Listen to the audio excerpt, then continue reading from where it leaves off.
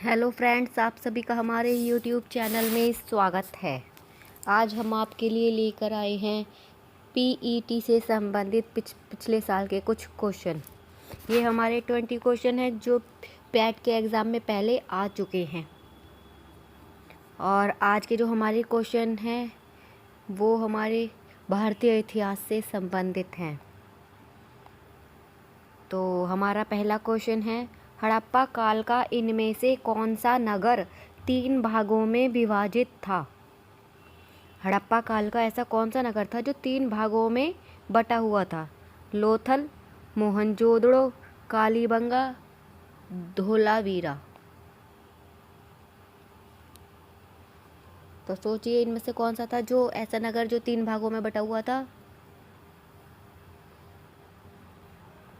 तो सबसे पहले हड़प्पा काल का पूरा स्थल क्या है? धोलावीरा गुजरात के कच्छ के रण के मध्य स्थित द्वीप खंडर में स्थित है। हड़प्पा काल का जो पूरा स्थल है वो धोलावीरा है। धोलवीरा।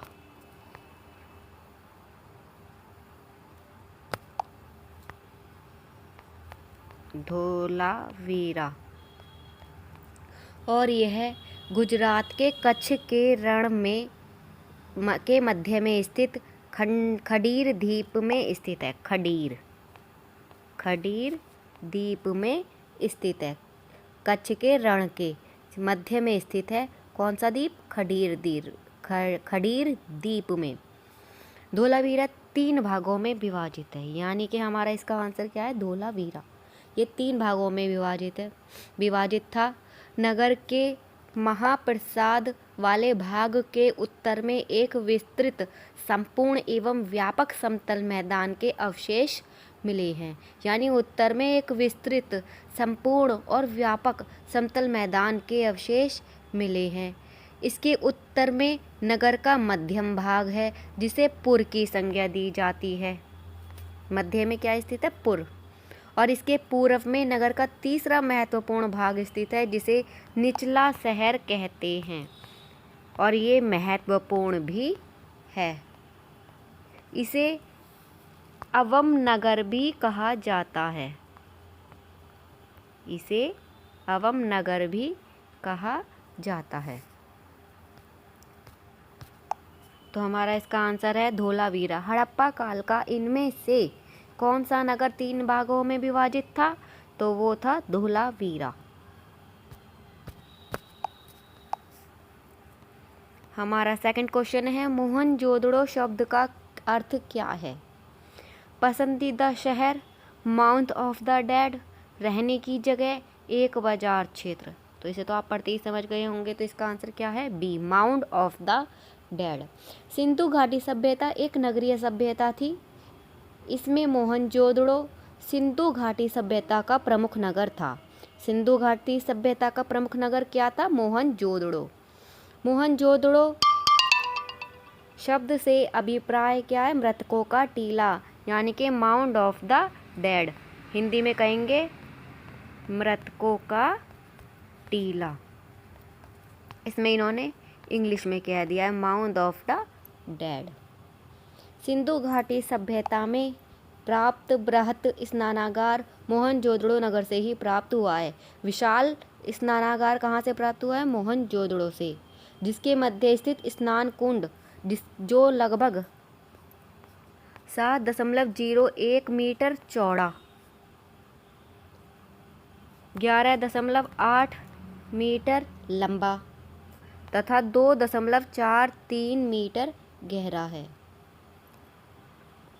सिंधु घाटी सभ्यता की लिपि कैसी है? भाव चित्रात्मक।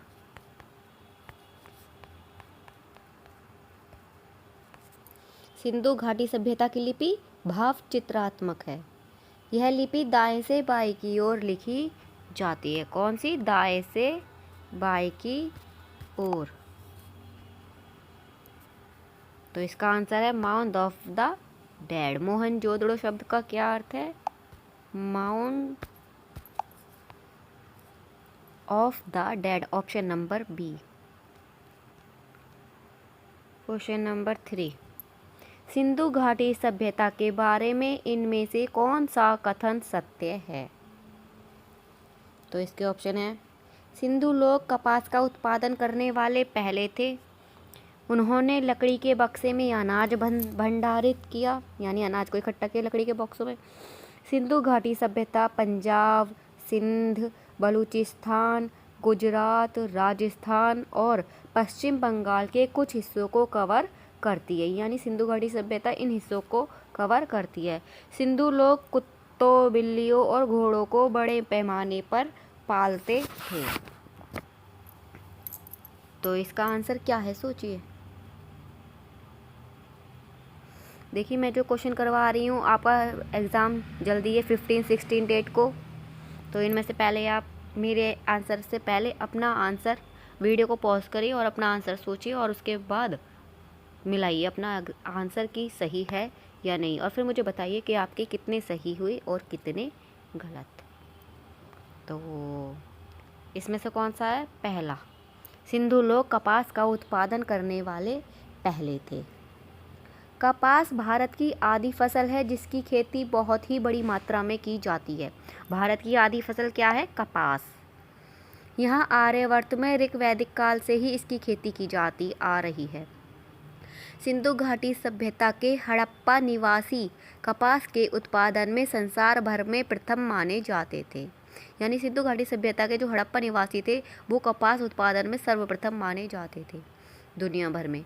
सिंधु घाटी सभ्यता के लोगों के उत्पादनों में कपास सबसे प्रमुख था। सिंधु घाटी सभ्यता एक प्राचीन भारतीय नगरीय सभ्यता थी। प्राचीन भारतीय नगरीय सभ्यता थी। सिंधु घाटी सभ्यता के लोगों ने नगरों तथा घरों के विन्यास के लिए ग्रिड पद्धति अपनाई। कौन सी पद्धति अपनाई? ग्रिड पद्धति। तो इसका आंसर है हमारा पहला, सिंधु लोग कपास का उत्पादन करने वाले पहले थे। अब है हड़प्पा, हमारा फोर्थ क्वेश्चन। हड़प्पा सभ्यता के एक हिस्से लोथल की खुदाई की खोज किसने की थी? लोथल की खुदाई की खोज किसने की थी? दयाराम साहनी, राखल दास बनर्जी, SR राव, RS विस्ट। ये हमारा ग्राम विकास अधिकारी में आया था 2018 में। तो बताइए, हड़प्पा सभ्यता का एक ऐसा हिस्सा लोथल जिसकी खुदाई की खोज किसने की थी? तो इसका आंसर है SR Rao, option number C. Lothal की खोज सन 1957 में हुई, जिसकी खुदाई 1955 से 1960 के बीच भारतीय पुरातत्व सर्वेक्षण द्वारा की गई थी। गुजरात में स्थित लोथल की खुदाई वर्ष 1957 में SR राव द्वारा की गई थी। यह स्थान हड़प्पा सभ्यता का एक हिस्सा है। तो इसका आंसर है SR राव, ऑप्शन नंबर सी।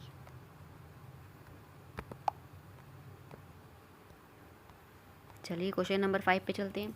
सिंधु सभ्यता में घोड़े की अस्थियों का अवशेष कहाँ मिला? घोड़े की अस्थियों का अवशेष कहाँ मिला? बनवाली, चनहुदड़ो, सुतकागेंडोर, सुरकोटदा। घोड़े की अस्थियों के अवशेष कहाँ मिले हैं? तो ये है हमारा ऑप्शन नंबर डी।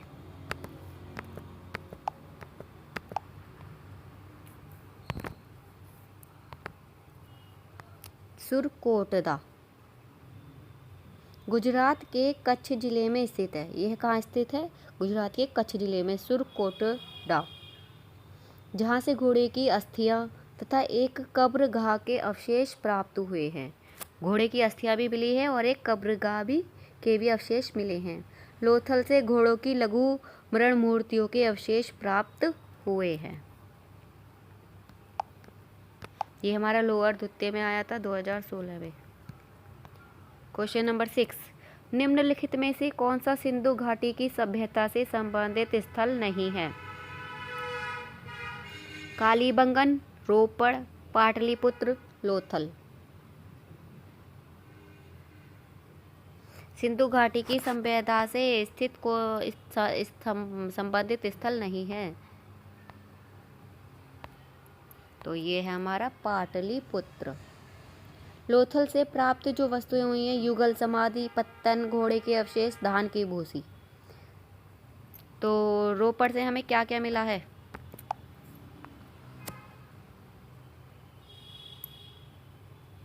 तांबे की कुल्हाड़ी,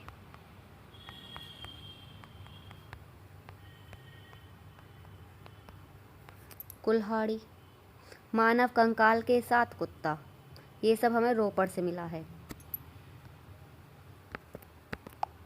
कालीबंगन से हमें जुते हुए खेत, अग्नि कुंड मिले हैं। पाटलिपुत्र में तृतीय बौद्ध सभा आयोजित की गई थी। पाटलिपुत्र में क्या किया गया था? तृतीय बौद्ध सभा आयोजित की गई थी, इसलिए यह सिंधु सभ्यता से संबंधित नहीं है, जो कि सम्राट अशोक से संबंधित थे। सम्राट अशोक के शासनकाल से संबंधित थे।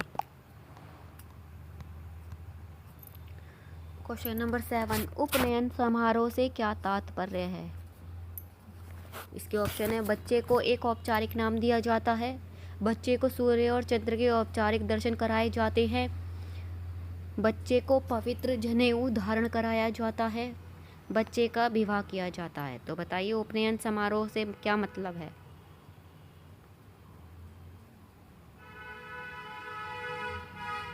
तो इसका आंसर है, बच्चे को पवित्र जनेऊ धारण किया जाता है। उपनयन संस्कार को यज्ञोपवीत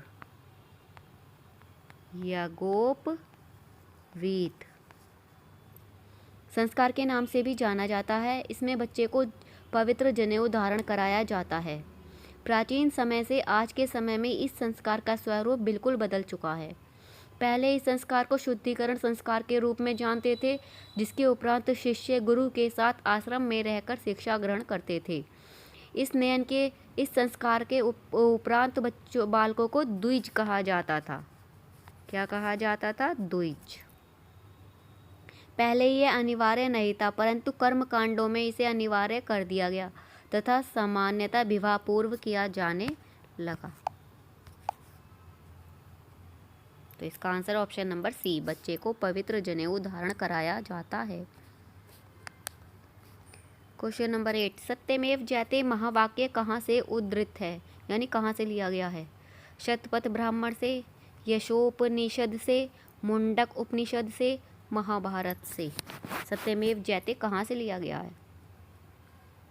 तो इसका आंसर है मुंडक उपनिषद से। इसी उपनिषद में यज्ञ की तुलना टूटी नाव से की गई है। यज्ञ की तुलना किससे की गई है? टूटी हुई नाव से। मुंडकोपनिषद अथर्ववेद से संबंधित है। यह भारत का आदर्श वाक्य है। सत्यमेव जयते भारत का आदर्श वाक्य है। भारतीय राज्य के उत्तर प्रदेश के वाराणसी स्थित सारनाथ में 250 ईस्वी पूर्व मौर्य सम्राट द्वारा बनाए गए सिंह स्तंभ के शिखर पर अंकित है। मौर्य सम्राट द्वारा जो सिंह स्तंभ बनाया गया है उसके शिखर पर अंकित है। कब बनाया गया? 250 ईस्वी पूर्व में। तो सत्यमेव जयते कहाँ से लिया गया है? मुंडक उपनिषद से। क्वेश्चन नंबर 9, वेदों के गद्य प्रकरण क्या कहलाते हैं? संहिता, ब्राह्मण, आरण्यक, उपनिषद। वेदों के गद्य प्रकरण क्या कहलाते हैं? ब्राह्मण।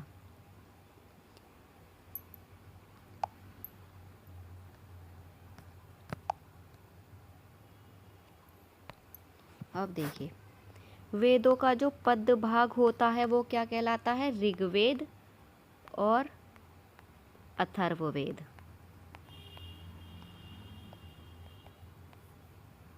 पद भाग में। और गद्य भाग किस में आता है? यजुर्वेद में।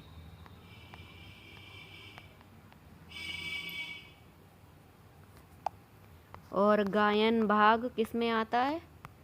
सामवेद में। संहिता में मंत्र भाग।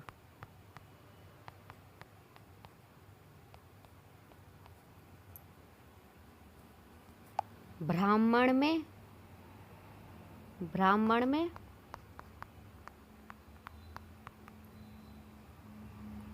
कर्मकांड की विवेचना।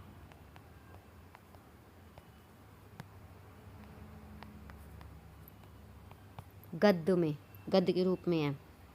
आरण्यक में कर्मकांड के पीछे उद्देश्य की विवेचना। आरण्यक में कर्म कांड के पीछे उद्देश्य की विवेचना।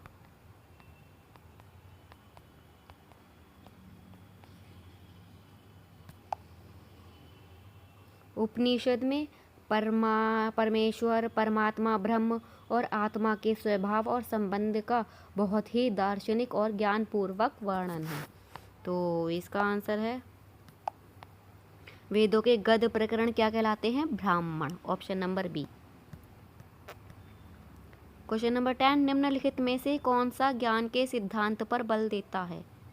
ज्ञान के सिद्धांत पर बल देता है। योग दर्शन, वेदांत दर्शन, सांख्य दर्शन, उपनिषद।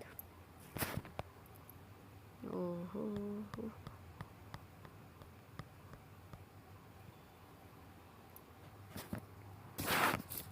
तो इसका आंसर है उपनिषद। उपनिषद हिंदू धर्म का महत्वपूर्ण श्रुति ग्रंथ है। ये वैदिक वाग्मय के अभिन्न अंग हैं। किसके? वैदिक वाग्मय के अभिन्न अंग हैं। इसमें परमेश्वर, परमात्मा, ब्रह्म और आत्मा के स्वभाव और संबंध का बहुत ही दार्शनिक एवं ज्ञानपूर्ण वर्णन किया गया है। दुनिया के कई दार्शनिक उपनिषद को सबसे अच्छा ज्ञानकोश मानते हैं। ये संस्कृत से जुड़े हैं। 17वीं शताब्दी में दारा शिकोह ने उपनिषदों का फारसी अनुवाद सिर्रे अकबर नाम से किया। दारा शिकोह ने उपनिषदों का फारसी अनुवाद सिर्रे अकबर के नाम से किया। तो ज्ञान के सिद्धांत पर बल देता है उपनिषद। क्वेश्चन नंबर 11, ऋग्वेद में निम्नलिखित में से किस देवता की सर्वाधिक महत्ता का वर्णन है? वरुण, इंद्र, अग्नि, शिव।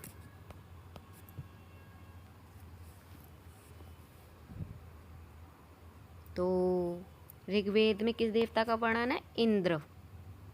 ऋग्वेद सबसे प्राचीनतम वेद है। इसमें 1028 सूक्त, 10,462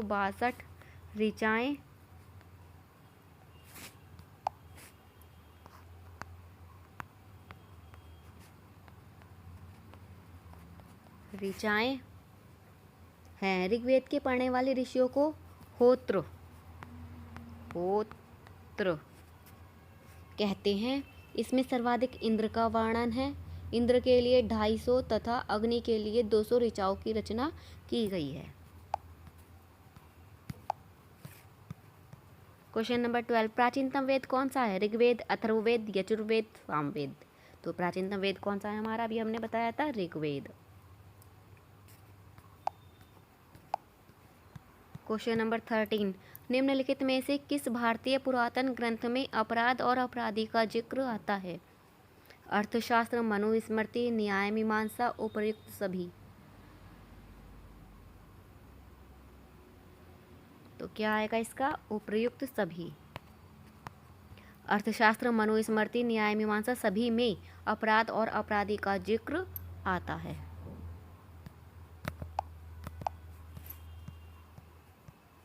देखते हैं आपके कितने आंसर सही बैठते हैं, कितने गलत।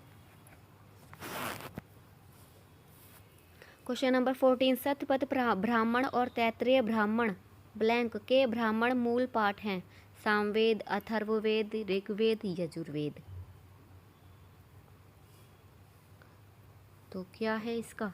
सतपथ ब्राह्मण और तैत्तिरीय ब्राह्मण यजुर्वेद के ब्राह्मण मूल पाठ हैं। ऋग्वेद को ऐतरेय ब्राह्मण, सांख्यायन, ऐतरेय, सांख्यायन और कौशितकीय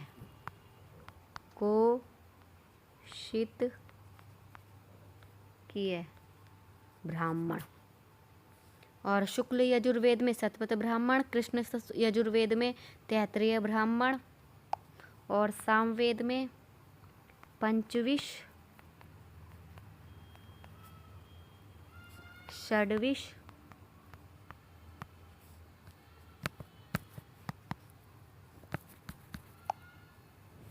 षड्विश, जैमिनीय ब्राह्मण और अथर्ववेद में गोपथ ब्राह्मण। अथर्ववेद में गोपथ ब्राह्मण। तो शतपथ ब्राह्मण किस में आते हैं? हमारे यजुर्वेद में।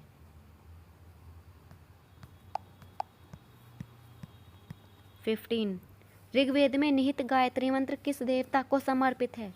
अग्नि, मारुत, इंद्र, सावित्री।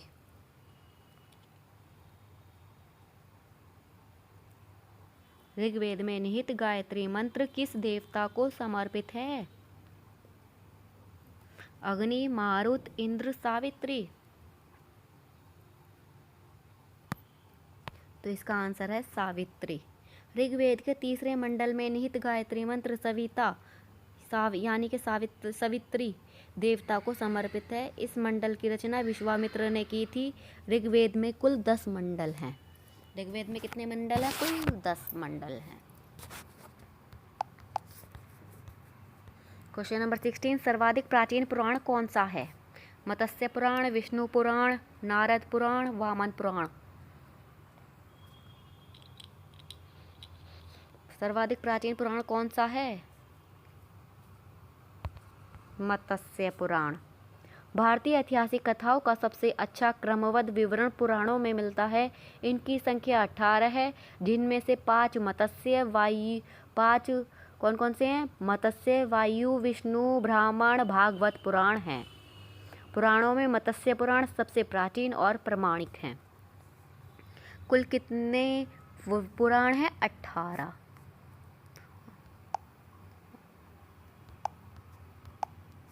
तो सबसे प्राचीनतम पुराण कौन सा है? मत्स्य पुराण। क्वेश्चन नंबर 17 निम्न में से कौन सा उपवेद नहीं है? धनुर्वेद, शस्त्र शास्त्र, आयुर्वेद, योग वेद। कौन सा उपवेद नहीं है? बताइए बताइए, सोचिए सोचिए। योग वेद। धनुर्वेद, शस्त्र शास्त्र, आयुर्वेद उपवेद हैं, जबकि योग वेद उपवेद नहीं है। धनुर्वेद यजुर्वेद का उपवेद है, आयुर्वेद ऋग्वेद का उपवेद है। 18 वैदिक देवता इंद्र किसके देवता हैं? हवा के, तूफान के, वर्षा व चक्रवात के, अग्नि के। चलिए भाई, ये तो आपको पता होना चाहिए भाई। जिसने कृष्ण लीला देखी है, उन्होंने जब इंद्र जी की पूजा करने के लिए मना कर दिया था कृष्ण जी ने, तब इंद्र देवता ने क्या किया था? वर्षा की थी, चक्रवात आया था। तो इंद्र देवता किसके हैं? वर्षा और चक्रवात पे। तभी तो उन्होंने अपने एक उंगली पर गोवर्धन पर्वत को उठाया था, ताकि सारा ब्रज उसमें आ सके, सबकी सुरक्षा की जा सके। तो वैदिक देवता इंद्र किसके देवता हैं? वर्षा व चक्रवात के। ऋग्वैदिक लोग प्राकृतिक शक्तियों का मानवीकरण कर उनकी पूजा करते थे। देवों की पूजा की प्रधान विधि थी स्तुति पाठ करना, यज्ञ में बलि चढ़ाना।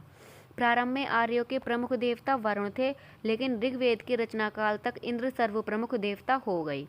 इंद्र युद्ध का नेता, दुर्गों को तोड़ने वाला तथा वर्षा व चक्रवात के देवता माने जाते हैं। ऋग्वेद में इंद्र के लिए 250 ऋचाओं की रचना की गई है। इंद्र देवता किसके हैं? वर्षा व चक्रवात के। 19 गौतम बुद्ध में धम्म चक्कपवत्तन सुत धर्म चक्र प्रवर्तन सूत्र का उपदेश दिया। कपिलवस्तु, लुम्बिनी, बोधगया, सारनाथ।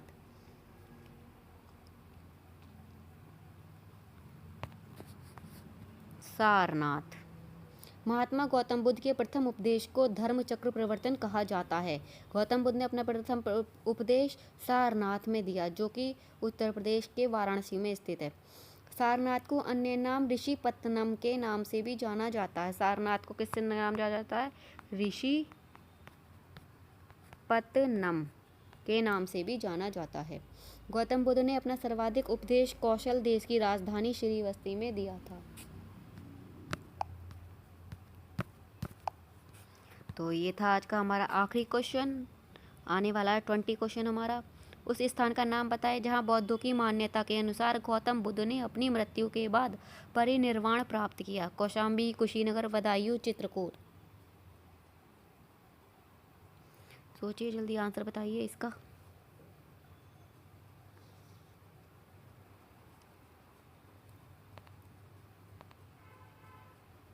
तो इसका आंसर है कुशीनगर। बौद्ध धर्म के प्रवर्तक महात्मा बुद्ध की मृत्यु 80 वर्ष की अवस्था में 483 ईसा पूर्व में कुशीनारा यानी कि कुशीनगर में चुंद द्वारा अर्पित भोजन करने के बाद हो गई, जिसे बौद्ध धर्म में महापरिनिर्वाण कहा जाता है। 80 वर्ष की आयु में मृत्यु हुई सन 400 ईस्वी पूर्व में, कहाँ? कुशीनगर में चुंद द्वारा अर्पित भोजन करने के बाद हो गई, जिसे बौद्ध धर्म में महापरिनिर्वाण कहा जाता है। सो फ्रेंड, ये थे आज के हमारे 20 क्वेश्चन। देखिए, अगर अच्छे लगे हों तभी आप लाइक कीजिएगा। आपको लगता हो कि आपके लिए यूज़फुल हैं, अच्छे हैं, तभी लाइक कीजिएगा प्लीज़। अगर ऐसी वीडियो और पाना चाहते हैं तो हमारे चैनल को सब्सक्राइब भी कर लीजिएगा, ताकि आपको हमारे और भी नोटिफिकेशन मिलते रहें। सो फ्रेंड, मैं यही दुआ है कि आप सबका पेपर अच्छा जाए। अपने पेपर की अच्छी तैयारी कीजिए, ताकि आपका पीईटी पैट आपका जो पेपर है वो पास हो जाए और आपकी मेहनत सफल हो जाए। तो आज से ही अपनी तैयारी में जुट जाइए। अब तक आपने बस ऐसे ही किया होगा कि अभी कर लिया, अभी कर लिया, अभी कर लेंगे, लेकिन अब बिल्कुल जी तोड़ मेहनत करनी पड़ेगी, क्योंकि अब आपके ज़्यादा दिन नहीं बची। So friend, like, share and subscribe.